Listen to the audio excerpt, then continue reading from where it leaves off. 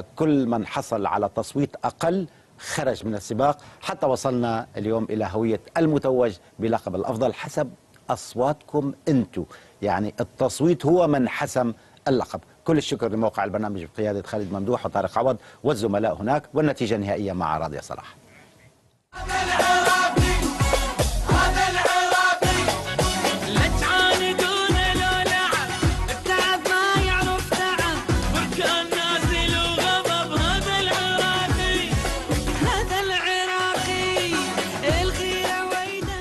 خليفتي اليوم مهند عبد الرحيم بكثير من الشبه باللعب وبالمهارة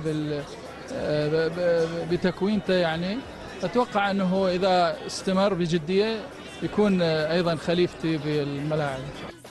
من دون مقدمات تذكر، هذا العراقي مهند عبد الرحيم يحصد لقب أفضل لاعب محلي في استفتاء صدى الملاعب بأكثر من 180 ألف صوت. اختاروا ابن الرافدين ليصعد على منصة الصدى بعد أيام قليلة من حصوله على العلامة الكاملة في مباراة منتخب بلاده أمام تايلاند بسوبر هاتريك أعاد الروح للعراق. نتمنى أنه نواصل على هذا المنوال إن شاء الله، يعني أكيد نبارك نتبارك للجماهير العراقية الوفية اللي وفت ويانا. مهند عبد الرحيم ابن العراق تميز بأهدافه وتحركاته وفنياته، فخرج الإعجاب من حدود العراق وليحظى نجم الزوراء باحترام كبير من الجميع. ومهند عبد الرحيم اعتاد على مثل هذه الأجواء بحصوله قبل سنوات على جائزة أفضل لاعب شاب في القارة الآسيوية. ابن الرافدين ونجم نادي الزوراء تميز بأدائه في الميدان وبأهدافه الجميلة التي وضعته في صدارة الهدافين الموسم الماضي. أما الطموح فهو التأهل إلى كأس العالم في روسيا بخطوة كانت كبيرة أمام التايلاندي وبوعد يريده ابن العراق حقيقة. أنا الأول وأحب المركز الأول، أنا الأول والأرض. وبالعودة إلى الاستفتاء الذي استمر على مدار شهر كامل وليصل عدد متابعيه إلى أكثر من 7 ملايين متابع على الفيسبوك وتويتر. محطة أولى كانت باختيار الجماهير للأسماء المفضلة، فضمت القائمة 50 لاعبا، وبتصويت من الجماهير تقلص العدد إلى 24 لاعبا يمثلون 15 بلدا. ومن بعدها كانت عملية التصفية لكل نجم لم يحصل على الأصوات الكافية، ولنصل إلى المرحلة النهائية التي شملت فقط 7 لاعبين، أولهم مهند عبد الرحيم العراقي.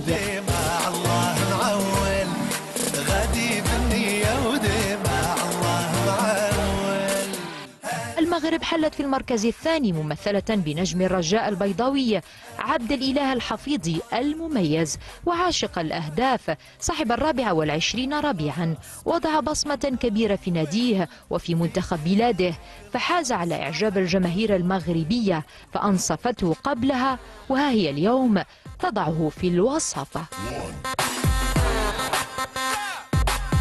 وليس بعيدا عن ابن المغرب، حل عبد المؤمن جابو نجم نادي سطيف والجزائر ثالثا.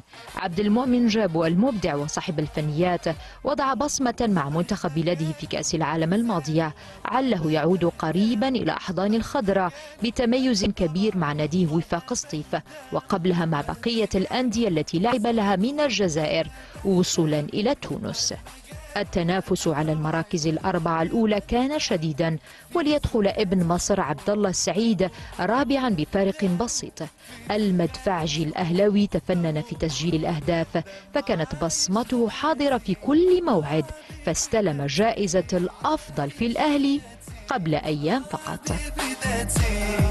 عمر عبد الرحمن عموري ابن الإمارات، صانع الأهداف الممتع والمميز، عيناوي ابن المنتخب وأفضل لاعب في دوري بلاده، حصد على المركز الخامس ب70 ألف صوت، متقدما على عازف الليل السوري أسامة أومري الذي حصد على لقب أفضل لاعب محلي في بلاده قبل سنة لأدائه المميز مع ناديه الوحدة ومنتخب بلاده.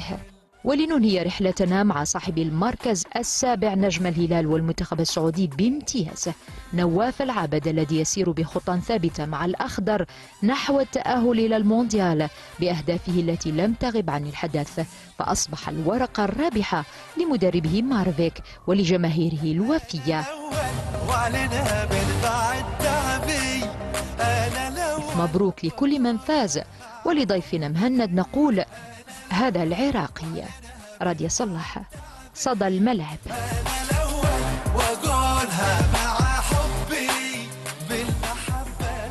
إذا اللقب للعراقي مهند عبد الرحيم صاحب الرباعية في شباك تايلاند مؤخرا، وهو معي الآن مباشرة على الهواء.